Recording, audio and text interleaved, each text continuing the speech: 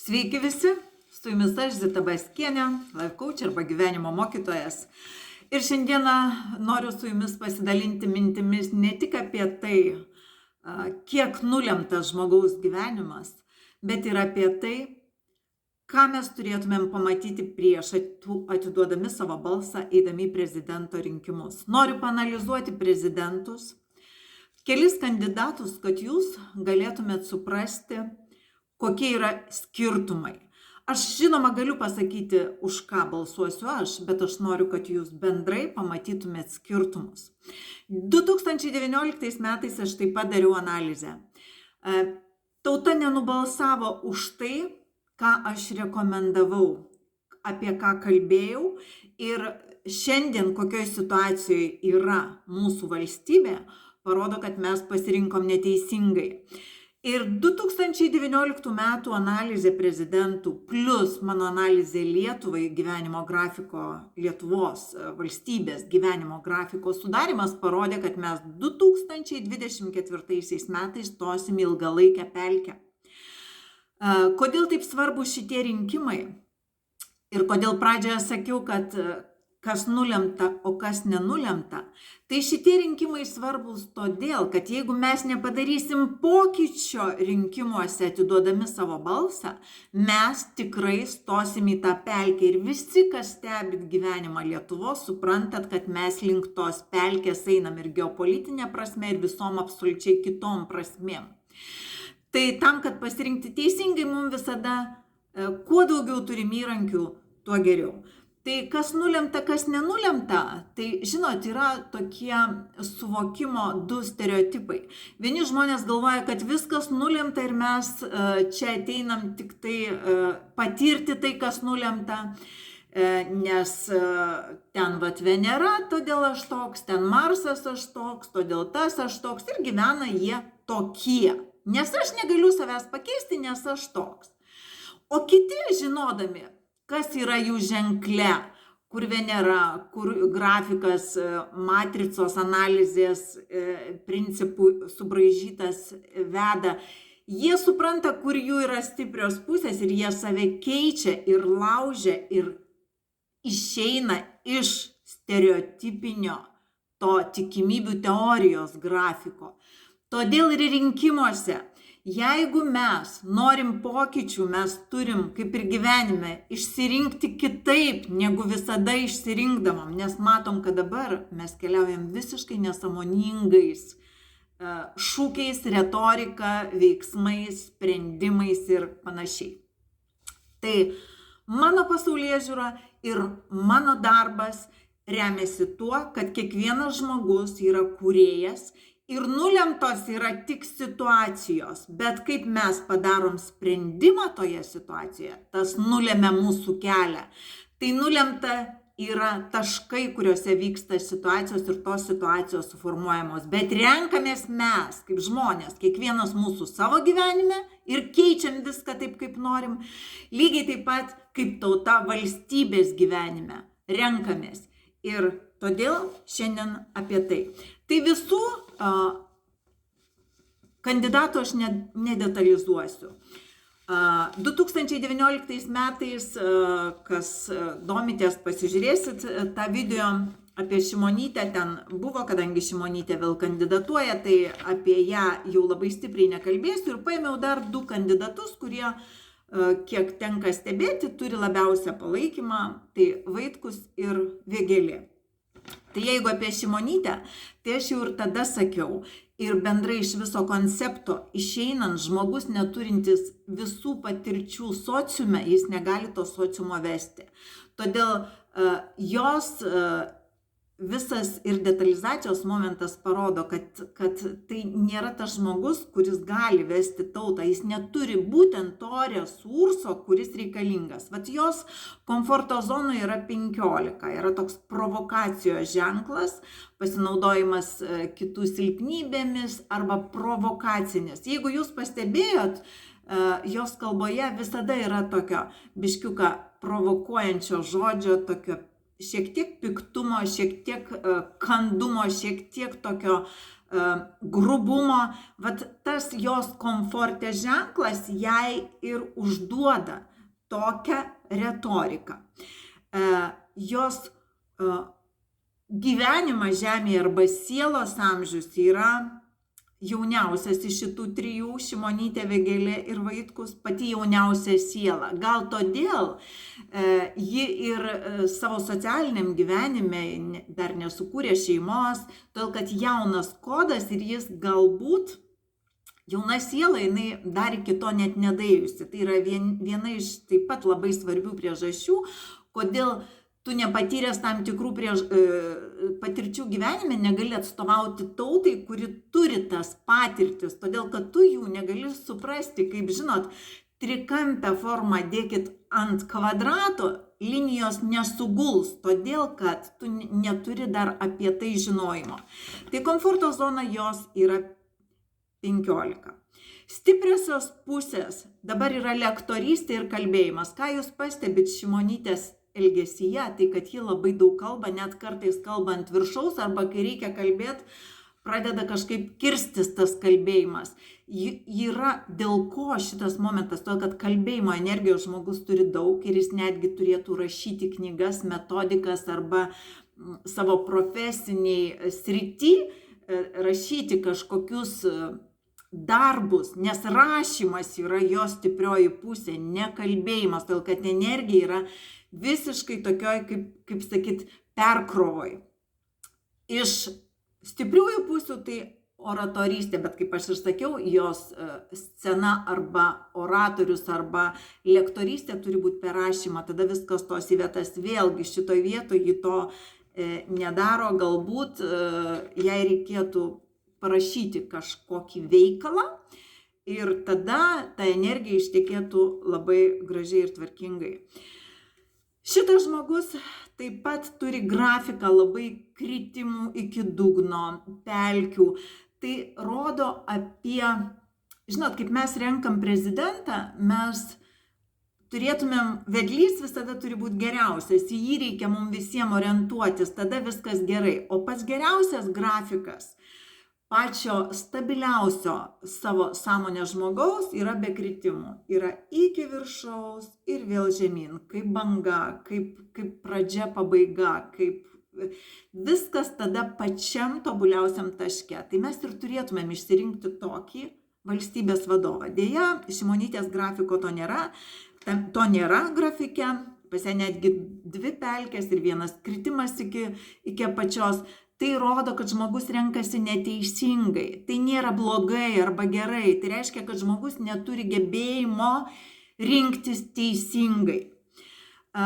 Ir kaip minėjau, tai yra jauniausias kodas. Ir apie Šimonytę daug nesiplėsiu, todėl kad jau 19 metais daug apie tai kalbėjau. Dabar apie Vėgėlę ir Vaitkų.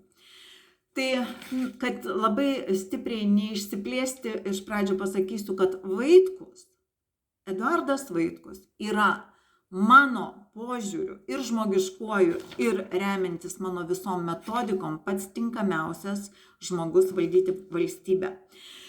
Padetalizuosiu, jo grafikas būtent ir eina kaip banga, gražiai, be nuopolių, be pelkių, stabiliai atėjo, užsidegė, pašvietė, nusileido.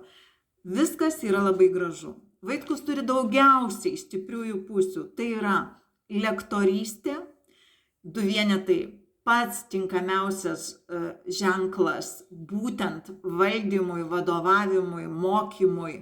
Tai yra lektorystės strėlė. Yra intelekto linijos 2, kur nesvarbu ar ekstremalioj situacijoj ar ramioj, jis nepraranda sąmoningumo, intelekto, nepasimeta, yra visiškai užtikrintas, savo datoje turi patį geriausią rodiklį 1/5.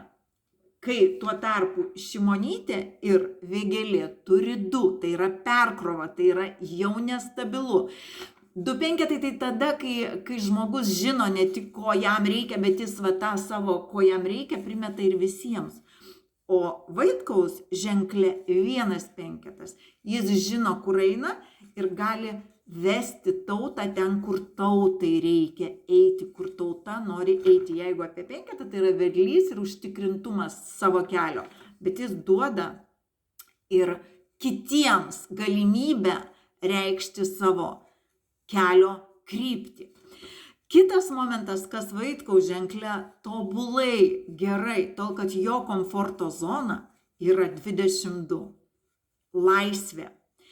Jūs turbūt pamenat istorijas, kaip COVID laiku buvo, kaip tas žmogus stojo į tą gynybinę poziciją, kad kiekvienas turėtų pasirinkimą, kad negali būti prievartos, kad reikia ištirti, kad reikia padaryti.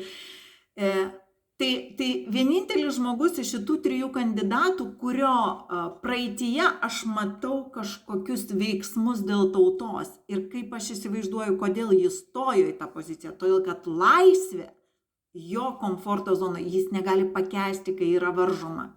Tiek jam, tiek kitiems. Ir 22, tai vat būtent tas ženklas, kuris duoda būtinybę būti laisviai. Gal todėl Lietuvai šiuo periodu, kai pagal prognozes gali būti pelkė, šitas žmogus gali duoti laisvę. Kai aš klausau, kas vyksta, aš suprantu, kad tikriausiai taip ir yra. Ir jeigu mes norim nepapulti į dar sudėtingesnę situaciją, kur esam, aš galvoju, kad tik šitas žmogus, vertindamas laisvę savo ir kitų, gali mus tinkamai atstovauti kaip tautą. Kitas momentas, tai Vaitkus yra pati brandžiausia siela iš šitų 3 žmonių, jis yra turintis daugiausiai patirčių, jo pašaukimo rodiklis yra 20, tai yra tautos vertybių, veglio, vat viskas, kas žinot iš 20, ar ne, kad tai yra giminė, vertybės, tradicijos, jo pašaukimas atstovauti tradicijas ir vertybę, o dideliam kontekste tai yra tauta, pašaukimas atstovauti tautą. Jūs įsivaizduojat, kad kiek aš dariau analizę žmonių praeituose rinkimuose ir šituose dabar darau, nėra antro tokio žmogaus taip susijungiančio tais dantračiais, kuris tinkamas būtų šitai pozicijai. Jo talentas yra 9 – padėti ligoje arba bėdoje. Mes žinom, kad jo profesija yra gydytojas. Tai vienas momentas, jis atitinka absoliučiai ir savo talentą, ir yra gydytojas, ką aš apie tai galiu pasakyti. Žinot, teisininkai, teisės sistema yra sukurta žmogaus, o nuo senovės 2 pačios šviesiausios profesijos ir buvo gydytojas ir mokytojas. Tai kai žmogus savo darbų gydo, moka suprasti ir padėti žmogui, turi talentą padėti kitam ligoje ir bėdoje, turi pašaukimą atstovauti tautą ir valstybę, ką mes dar galim geriau rasti? Aš šiai dienai nematau. Grafikas jo, kaip ir sakiau, taip pat be visiškų nuopolių, kažkokių pelkių arba kritimų. Jis tiesiog labai gražiai kaip banga eina ir tai parodo, kad žmogus turi savo kelyje teisingus pasirinkimus ir todėl jis taip juda. Turbūt dar kas įdomu, tai kad šitam 3 cikle, kai jis siekia prezidento posto, įveikia 21 energiją, gražesnio ir geresnio pasaulio kūrimo energiją. Tai aš manau, kad žmogus, kurio pašaukimas atstovauti tautą, talentas padėti, gydyti, jeigu jis atsiras šiame poste, jis iš šitų 3 kandidatų tikrai sukurs patį gražiausią pasaulį, aš galvoju, tame, kuriame mes gyvenam. Jeigu kalbėti apie Igną Vėgėlę, tai yra labai minkštas ir labai jautrus žmogus, viskas čia su juo yra gerai, bet ar tai yra reikalinga valdyti valstybę, aš nemanau. Tai žmogus, kurio stipriosios pusės taip pat yra lektorystė, kalbėjimas, bet jis turi vieną vienetą, tai yra šiek tiek mažesnė kalbėjimo ir tokia tikslų pasiekimo tame dozė. Du dvejetai yra jautrumas, kito pajautimas, jo komforto zona yra 14, šeima, namai, vaikai, katiniukai, gėlės. Tai yra labai minkštas žmogus ir jeigu aš lyginčiau su šiandien dienai, ką mes turim prezidento poste, ar ne, Gitaną Nausėdą, tai yra labai daug moteriškos energijos turintis žmogus, gal ir jautrus, bet tikrai ne tam, kad neturi resursų, kurie būtų reikalingi eiti šalies valstybės vadovo poste būti.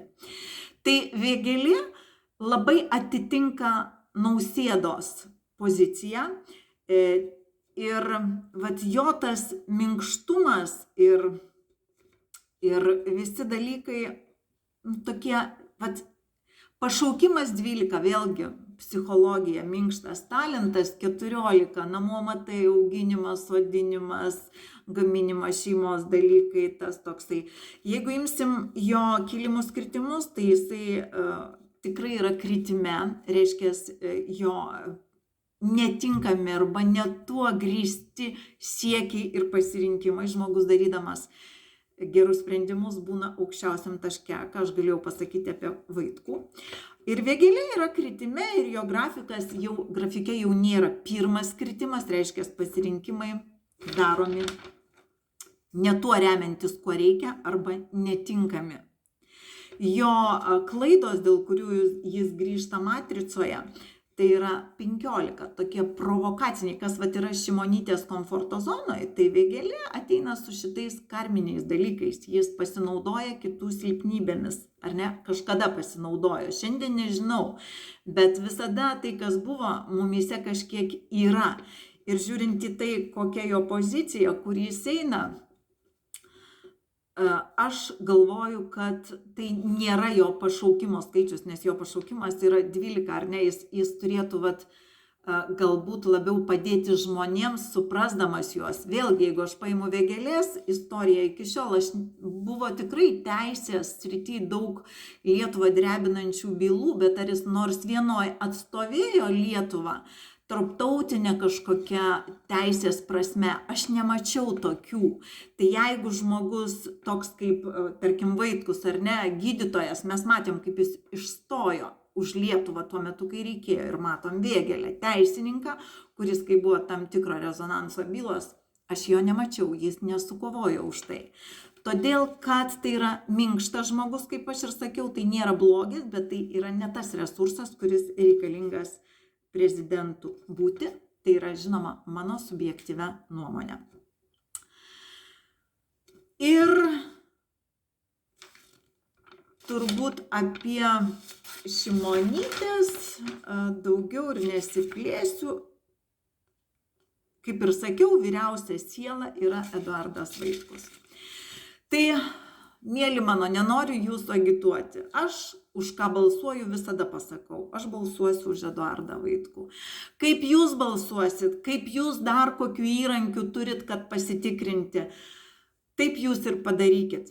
Tik tai ne vienas filosofas yra pasakęs, jeigu tu nori, kad kažkas pasikeistų, turi pakeisti savo veiksmą. Tai jeigu mes norim, kad kas nors valstybei mūsų pasikeistų, tai mes balsuodami už Vėgėlę, tas pats, kas balsuosim už Nausėdą.